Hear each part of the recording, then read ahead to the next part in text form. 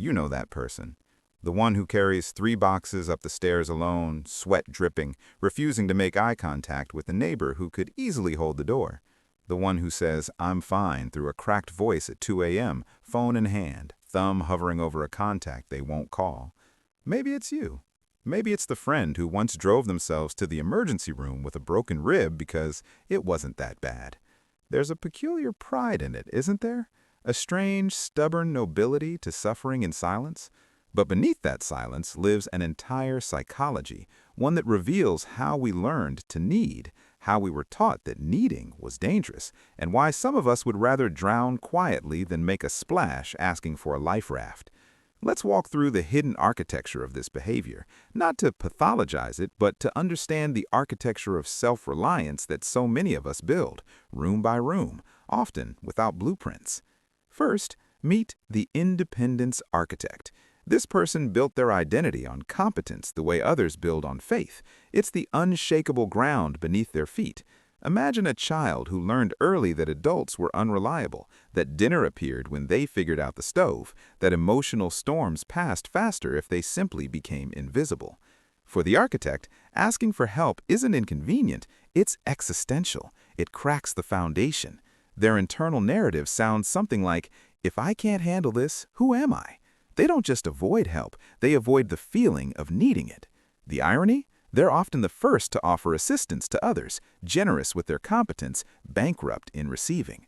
Watch them deflect compliments like they're shrapnel. Watch them say, "I got it," when their arms are clearly full. The psychology here is attachment-based, often rooted in early experiences where vulnerability was met with absence or punishment. Self-reliance became not just a skill, but a survival strategy. And survival strategies don't retire easily. Then there's the burden calculator. This mind operates like an accountant in a failing business, constantly weighing whether their needs tip the scales into unpayable debt. They don't refuse help because they don't want it. They refuse because they've already calculated the interest. If I ask for this ride, I owe them conversation. If I borrow this money, I owe them my financial history. If I share this grief, I owe them performance of getting better. The calculator lives in a world of finite social capital, where every request is a withdrawal and they can't bear to see their balance drop. They're the ones who apologize 3 times for asking a simple question, who bring gifts to thank you for gifts, who disappear after receiving favors because the weight of reciprocity crushes them. Their psychology is transactional love. Having learned that care comes with invisible price tags, they simply stop shopping. Better to go without than to owe. Better to struggle alone than to discover, as they secretly fear, that their needs are indeed too heavy for anyone to carry. But here comes the twist, the invisible performer. This type is harder to spot because they don't look like they're struggling at all. They've mastered the art of competent suffering, the performance of handling everything so gracefully that no one thinks to offer help. They're the colleague who submits perfect work while secretly sleeping 4 hours a night, the parent who posts homemade lunches and handmade costumes while drowning in untreated depression. Their refusal to ask for help isn't about independence or burden, it's about narrative control. They need to be the one who has it together because their entire sense of safety is built on being above the chaos, not in it. Asking for help would shatter the fourth wall of their performance, revealing the frantic machinery behind the seamless show. Psychologically, this often connects to conditional acceptance in childhood, being loved for achievement rather than existence, learning that struggle itself is a failure of character.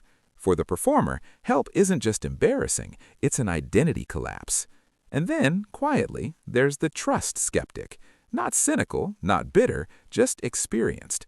They've learned through repeated exposure that help often comes with strings, advice, or the subtle transformation of their struggle into someone else's story. They asked once, maybe twice. The first time, their vulnerability was met with gossip. The second, with unsolicited solutions that assumed they hadn't already tried everything. The third time, they stopped counting. The skeptic's refusal isn't pride, it's pattern recognition. They've developed what psychologists call learned helplessness about help itself, a belief that assistance is either unavailable or will cost more than it's worth. They're not wrong, necessarily. They've just been geography students of human disappointment, napping the places where care becomes control. Their psychology is protective, almost feral. Better to rely on no one than to be betrayed by someone. So, where does this leave us? With the quiet recognition that refusing help is rarely about stubbornness and almost always about protection. Protection of identity, protection from debt, protection of narrative, protection from harm. The person who never asks isn't broken, they're adapted, sometimes beautifully, sometimes tragically, but always logically. Now, as you sit with this, a question might be rising. Which room in this house do you occupy?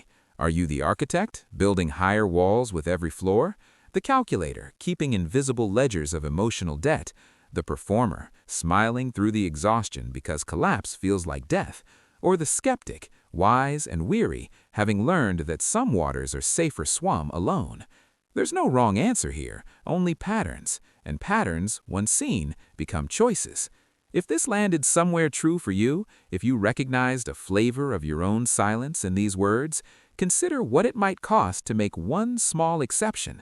Not a transformation, not a personality overhaul, just one moment of reaching out, of allowing yourself to be held, of testing whether the water is really as dangerous as your history suggests. The psychology of self-reliance is deep, but so is the psychology of trust. And trust, like any architecture, has to be built one beam at a time. What type resonated with you? Or maybe you saw pieces of yourself scattered across all 4 rooms. Drop a reflection below if you're comfortable sharing. This is a conversation worth having, even quietly.